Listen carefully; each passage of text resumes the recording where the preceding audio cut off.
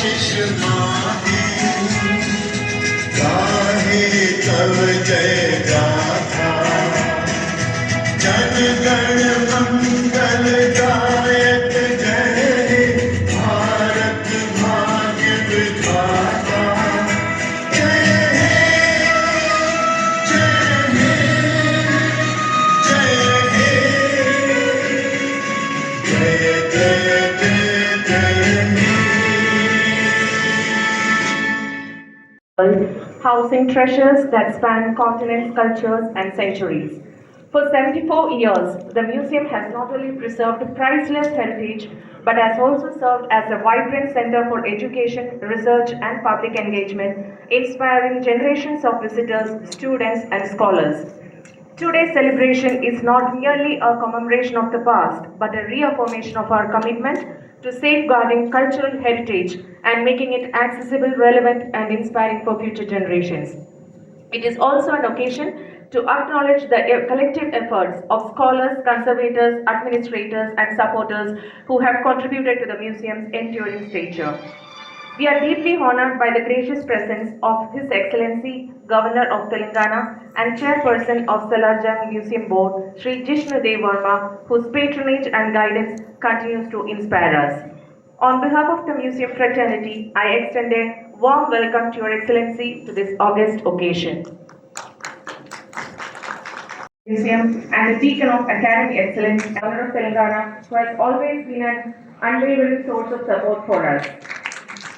Next, I would like to welcome Srimati Chanda Pandit, Principal Accountant General A&D Telangana, who guides us towards financial discipline by chairing the Finance Committee of the Museum. A very special and heartfelt welcome to Sri Nawab Ekram Ali Khan, a distinguished member of the Salarjan family. The Salarjan Museum stands today as a living testament to the passion for art, heritage, and knowledge nurtured by the family, and your presence adds profound meaning to this celebration. We have amidst us our ex-board members as well, Professor Kishan Rao, Sri Zakir Hussain, Sri Kasim Ali, the architect who has designed Founders Gallery, Srimati Anuradha Reddy, member Intact Chapter Hyderabad, Sri Nagendra Reddy, former director in Salarjan Museum, and I warmly welcome all of you to this gracious occasion. I would like to welcome officers and dignitaries from Ministry of Tourism, in whose collaboration we are celebrating this Formation Day. I am glad to welcome all other officials, members of the press, art lovers, students, and other dignitaries present in the gallery today. I also extend a heartfelt welcome to all members of the Salarjan Museum staff, CISF security personnel, whose tireless efforts, professionalism, and commitment behind the scenes sustain and accessible to the public every day. Once again, I extend a cordial welcome to all the dignitaries on and off the dais and to everyone present here today. Your presence greatly enriches this memorable occasion. Thank you. Ladies and gentlemen, we've just been around the gallery of the founders, which has been the most important gallery of the museum. Before we talk about the galleries and its artifacts, I'd like to say a few, very concisely, about Nawab Salarjan 1, 2, and 3. This family is from Oaise Kharali, from Medina, Saudi Arabia, where they came from there to India and settled here and served the Nizams at that time. Nawab Salarjan Mukhtar Mulk Turab Ali Khan was the first who served 3 Nizams at the same time, starting from Nizam the 4th, 5th, and finally the 6th. When he had joined Nizam the 4th, he was 18 or 19 years old. At that young age, the moment he took the reins in his hands, he noticed that the coffers were empty, the administration was at the brink of collapse, and the gentry of Hyderabad were in a chaos because of lack of security. For this young man to take over at that age and to put all this right was a Herculean task. But Mukhtar Mulk, with his ability and his administrative skill, took it over and did such a commendable job that he is remembered and will be remembered for posterity, because he was the man who was the architect of the modern Hyderabad. Because those days there was a lot of dishevel. There were insurgencies, and the British were there, more or less, ruling everyone. And that was why his lands, one after the other, were being pledged to the British for them to supply security to the state. But later on, Mukhtar Mulk went around and made it a point to see that this loan which was there, which was outstanding, was paid, and the state was given smooth administrative proclamation. The Nizam then was the Nizam fourth. His name was Nasirud-Dawla. Nasirud-Dawla was, a person who was of few words and depended mostly on Salar bin the first, Mukhtar al-Mulk. And that was the time when the railways were introduced, posts, telegraphs, and currency was introduced, and the foundations for different progressive activities were stated, like education and other faculties. But with all this, Mukhtar Mulk, at the end of his career, took over the job of bringing up the then Nizam, who was 6 years old. That was the sixth Nizam. And he showed his loyalty by bringing him up in such a manner which befitted his royalty. And after that, he made it a point to see that the then Nizam, Mehboob Ali Khan, was given proper education. He also saw to it that he was taken around Hyderabad as a prospective ruler who would tomorrow rule the state. But it was ironical that Mukhtar Mulk died the same year when he was to be coronated. After him, his elder son Laik Ali Khan was the Diwan. And Laik Ali Khan was brought up with Mir Mehboob Ali Khan, the then Nizam, had taken over the charge. He was as brilliant and as famous as his father, Turab Ali Khan. But unfortunately, he didn't live long because he died at the age of 26. Salar bin III took over. He was made the Diwan. He worked with the Nizam for a few years, after which there were some differences which were unable to be sorted out. He resigned and then took up the most important aspect and hobby of his life, that was to purchase all pieces of art which were becoming totally devoid of any attention. He took them up in such a way that he started collecting everything. The most important thing is, people at times are experts in different lines. Like some people are expert in marble, some people are expert in glass, some people are expert in calligraphy and things like that.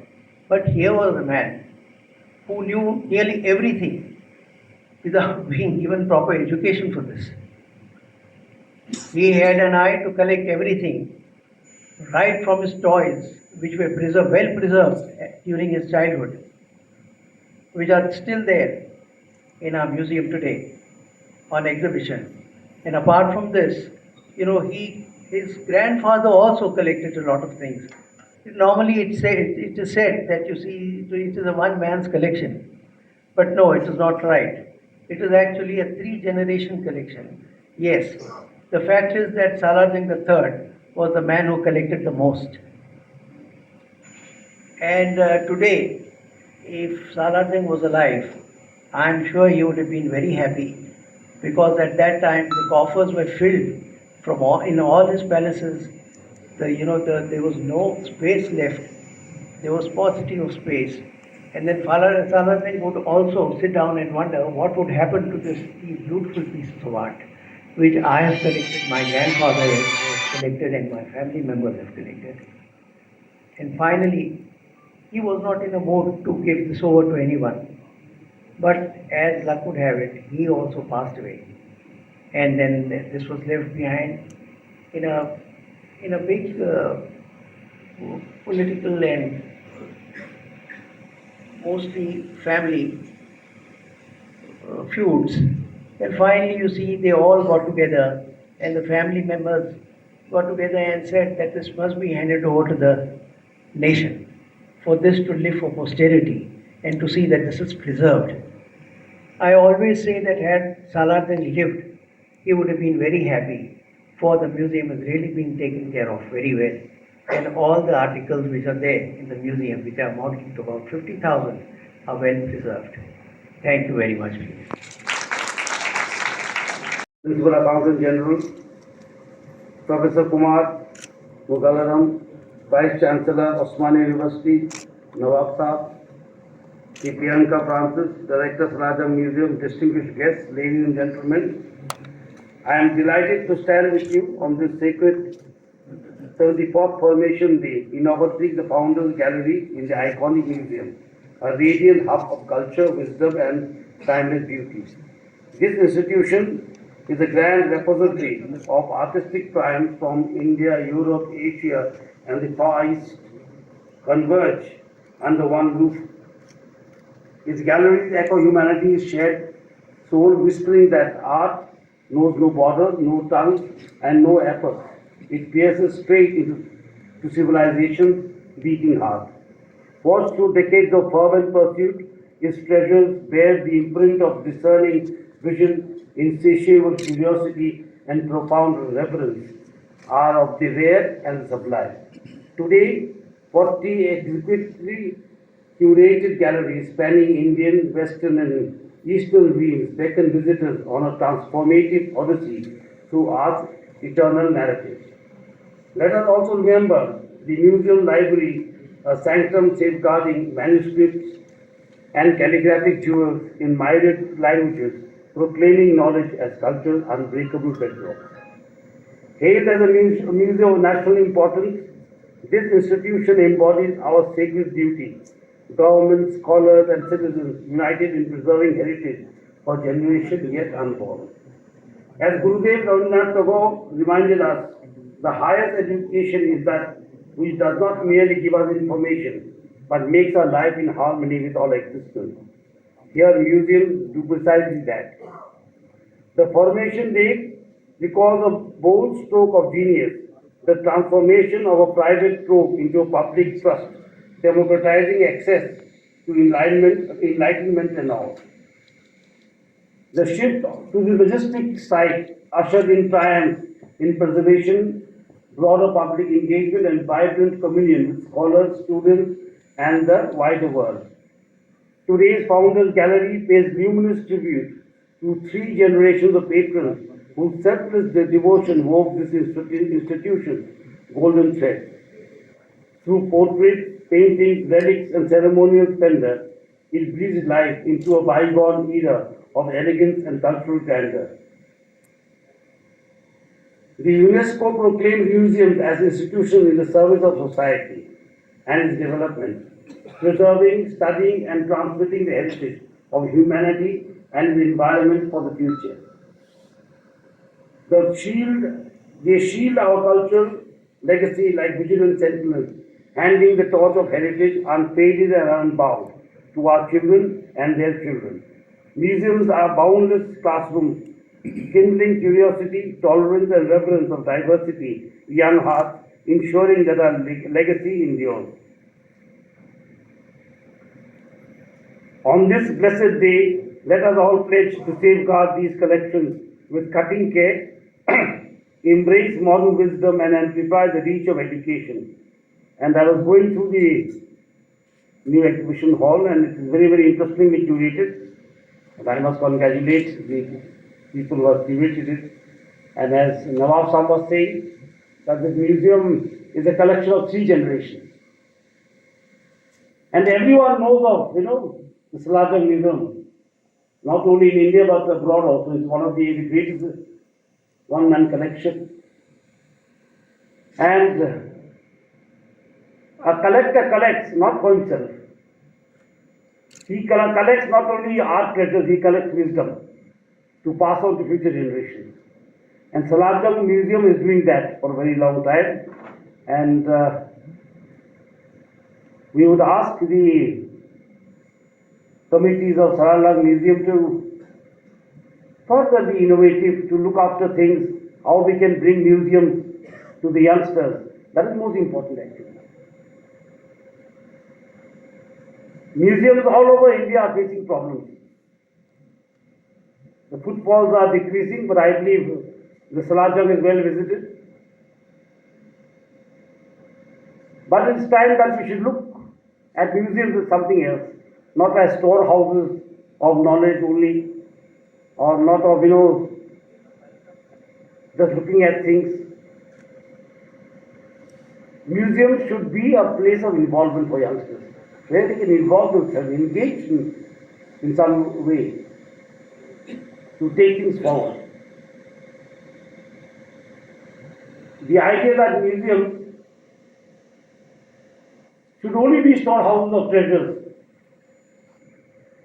is perhaps not right. Museums have to truly become learning centers. And we have to be innovative. And it's not only for this museum, museums all over the country. We need to be innovative and we need to involve young people. Or how to make things interesting and understandable. Because the youngsters are very, very busy with their phones and with their screen readings, and on the go they can find out so many things from the internet and from their smartphones, that many don't realize that there could be something more, and that something more must be given by museums. Just doling out information or putting a small little catalogue here and there is not going to make the museum interesting. What will hold the interest? What will separate the museum from the smartphone? What is the experience they will get in visiting a museum? How will they be engaged? These are questions that need to be answered by all museums actually in this country. Because I have been very fond of visiting museums, and I was with the Indian National Trust for Art and Cultural Heritage. I can see the convener here of the Hyderabad chapter. And I have always found this a big challenge. We also have a museum in Tripura known as the Tripura State Museum. And it's a very big palace, with a lot of exhibits. And I have always told the people there that it has to be engaging. Museums have to become institutions of engagement.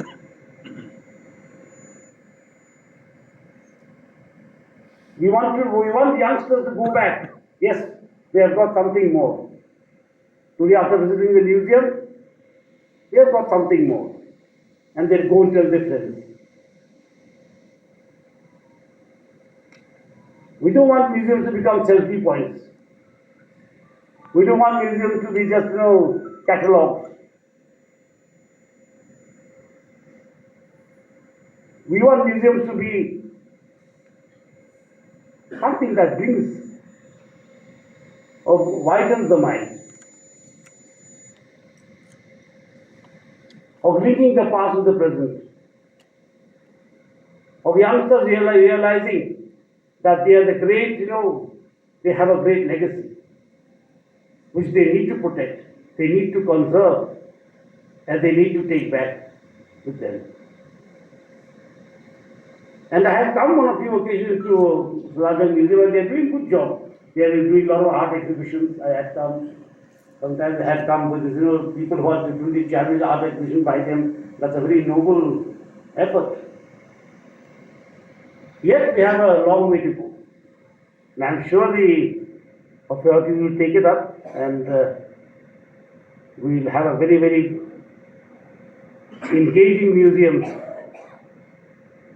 here in Hyderabad. And I once again congratulate the people who have put together this, hall, which is very nice. It has, beautiful stuff right from the walking, stick to porcelain to even fabrics of that time, miniature paintings. So it's a very wonderful thing. As if we are walking through the past, it looks very nice. It looks very nice, and we'll have to make it more interesting, more engaging, as I said. And we will discuss this matter, how we can take it forward. Thank you so much. Jai Hind, Jai Bharat. Sri M. Danakishore, Principal Secretary to Honorable Governor, respected Ms. Chanda Pandit Ma'am, Principal Accountant General, respected Professor Kumar Modagram, Sir, Vice Chancellor of Osmania University, esteemed member of the family of late Salar III, Nawab Akram Ali Khan Sir, respected Ms. Priyanka Magistrates, Ma'am, Director of Salar Museum, distinguished guest officers, staff members, ladies and gentlemen. On behalf of the Salar Museum, it is my proud privilege to propose the vote of thanks on this auspicious Formation Day program. First and foremost, we express our profound gratitude to Honorable Governor of Telangana for gracefully presiding over today's function and his constant encouragement and support to cultural and heritage institutions. Your august presence is truly elevated and significance of this occasion. We extend our sincere thanks to the Principal Secretary of Honorable Governor for his valuable support and cooperation, and to the Principal Accountant General for honoring us with this esteemed presence. Our heartfelt thanks to the Vice Chancellor of Osmania University, whose continued academic and cultural association greatly enriched the legacy and scholarly importance of the Salar Museum. We convey our deep respect and gratitude to the family member of Salar III, whose visionary passion and priceless contribution laid the foundation of this world-renowned museum. I sincerely thank our Director Ma'am, whose dynamic leadership, dedication and commitment continue the strength of museum at national and international level. My appreciation also goes to all the officers and staff of Salar Museum, whose efforts and teamwork made today's program a grand success. Last but not the least, I thank all the distinguished guest invitees, members of the media, and their presence for encouragement. Once again, thank you all for being part of this memorable.